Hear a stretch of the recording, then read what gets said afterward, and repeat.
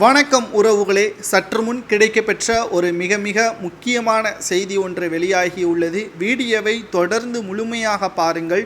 புதிய பார்வையாளர்களாக இருந்தீங்கன்னா நமது சேனலுக்கு மறக்காம ஒரு சப்ஸ்கிரைப் மட்டும் பண்ணிருங்க. அதிமுகவில் அடுத்தடுத்த நடவடிக்கை எடப்பாடி பழனிசாமி அவர்களுக்கு அழுத்தத்தை கடுமையாக கொடுத்து கொண்டுதான் இருக்கிறது. மீண்டும் அனைத்து மாவட்ட செயலாளர்கள் கூட்டத்தை ஆகஸ்ட் 16ஆம் தேதி கூட்ட உள்ளதாக அறிவித்திருக்கிறார். இந்த மாவட்ட செயலாளர்கள் கூட்டத்தில் அனைவரும் ஒருமனதாக கலந்து கொள்ள வேண்டும். எந்த ஒரு விருப்பு வெறுப்பு இன்றி இதனை புறக்கணிக்க கூடாது என்பதையும் துணை பொதுச் செயலாளராக இருக்கக்கூடிய KP முனுசாமி அவர்கள் தெரிவித்திருக்கிறார். ஆனால் இந்த அறிவிப்பு வெளியானதற்கு பிறகு KP முனுசாமி அவர்களை தொடர்பு கொண்டு அதிமுகவில் இருந்து நீக்கப்பட்டவர்களை கட்சியில் இணைக்க வேண்டும், இதற்கு சம்மதம் என்றால் நாங்கள் அனைவரும் வருவோம் என்று தென் மாவட்ட எம்எல்ஏக்கள் கூறிவிட்டார்கள்.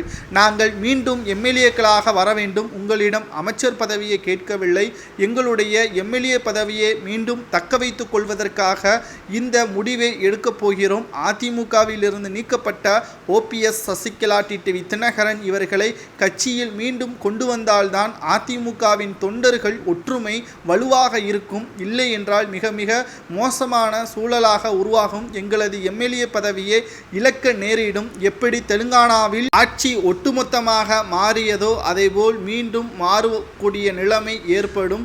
தற்பொழுது 200 தொகுதிகளுக்கு மேலாக திமுக வெற்றியடைய வேண்டி ஆயத்த பணிகளை தொடங்கிவிட்டார்கள். அதற்கான தனி குழுவையும் நிர்ணயித்து விட்டார்கள்.